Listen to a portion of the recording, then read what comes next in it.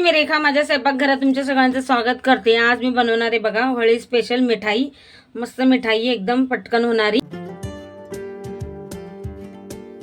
आता इथे मी 1 कप दूध घेतलंय। सगळ्यात पहिले आपल्याला करायची मस्त अशी रबडी, म्हणजे घट्ट बी नाही पातळ बी नाही।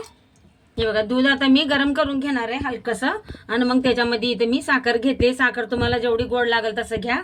आता थोडंसं उकळलं का मग याच्यात साखर टाकणार आहे। हे बघा दूध असं गरम केले मी, आता याच्यात टाकायचे आपल्याला जशी जेवढी लागेल साखर, थोडं गोड लागतं तेवढं। आता आपण चांगले मिक्स करून घेऊ साखर आणि दूध। आणि इथे बघा मी थोडंसं थंड दूध घेतलंय। आता याच्यात टाकणार आहे मी अर्धा चमचा कस्टर्ड पावडर, इथं 1 चमचा मिल्क पावडर घेतली आहे। आता आपण चांगले मिक्स करून घेऊ, म्हणजे याच्यात असं गुठल्या नाही राहायला पाहिजे। चांगलं असं घोळून घेऊ आपण याला। हे बघा चांगलं असं मिक्स करून घेतलंय बघा, कुठं जसं गुठले नाही राहिली। हे बघा मस्त असं दुधाला आपल्या जाडसरपणा येतोय टाकल्यानंतर। हे बघा त्याच्यात टाकते मी थोडं थोडं, ये एकदमच नाही टाकायचं आपल्याला, असं थोडं थोडं करून टाकायचंय। दूध असं मस्त असं जाडसर रबडीसारखं बनतं। कस्टर्ड पावडर नसली का कॉर्नफ्लोअर पण टाकू शकता तुम्ही।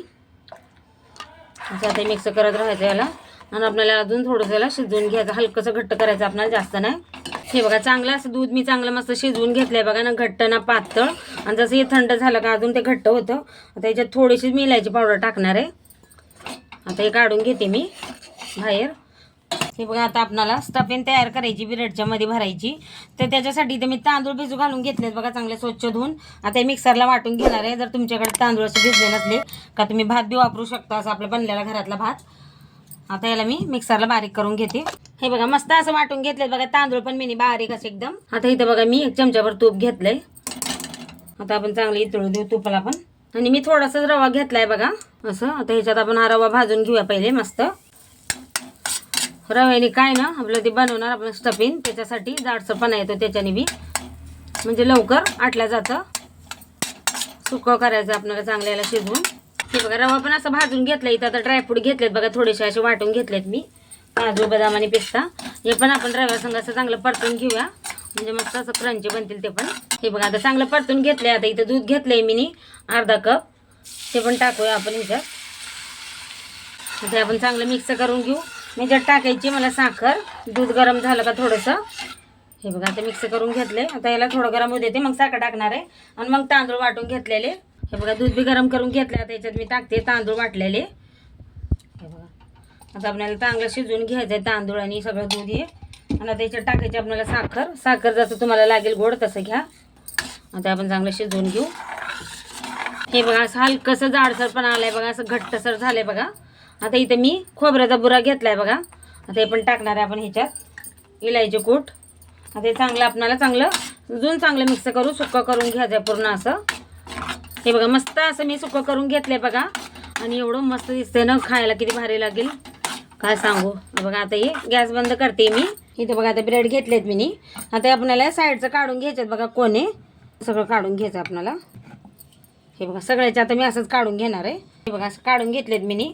आता याला आपल्याला लाटण्याने हलकंसं असं लाटून घ्यायचं आहे बघा, असं बस हलकंसं करून घ्यायचं आपल्याला असं। हे बघा सगळे असे करून घेतलेत मी। आता याच्यात आपण ते भरून घेऊया। हे बघा असं असं सगळीकडे असं आपण हलकंसं इकडून इकडून पसरून घेऊ, आणि याला असं दुमटून घ्यायचं असं, आणि असं चौकडून असं दाबून घेऊ हलक्या हाताने असं। आणि तुम्ही ह्याला जर कटरने कट करू शकता, किंवा असं वाटी किंवा गिलास। हे बघा असं पहिले दुमटून घेते मी आता, आणि गिलासाने कट करून घेते। आपण करंजा कसं करतो तसं। हे बघा आता असं दुमटून घेते याला। हे बघा किती मस्त बनलं का नाही असं छोटंसं। आता सगळे मी असेच बनवून घेणार आहे। कढईत आता तूप गरम करायला ठेवले मी। हे बघा असं बनवून घेतलेत मी सगळं असं छोटे छोटे। आता इथे मी गॅस कमी केलाय, हलकंसं गरम आहे तूप।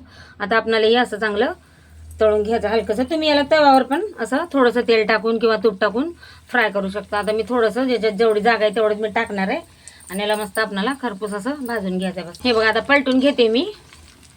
हे बघा मस्त असं खरपूस कलर आलाय का नाही, असं सगळे मी आता असे तळून घेणार आहे। याला पण पलटून घेते। आता इकडून पण आपल्याला चांगलं याला तळून घ्यायचंय किंवा शेकून घ्यायचंय।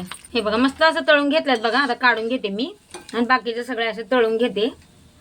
हे बघा हे बघा सगळे असे बनवून घेतलेत बघा, तळून घेतले. ह्याला काय टाईम लागत नाही बघा, जसं भाजायला बी घेतलं तरी पटकन होतं, तळायला बी घेतलं तर लगेच होतं. ब्रेड आहे, टाईम लागत नाही.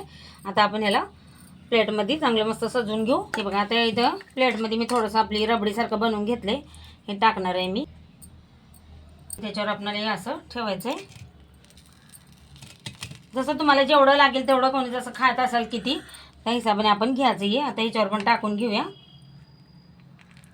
बघा किती मस्त आहे की नाही, एकदम पटकन होणारी मिठाई तयार आहे.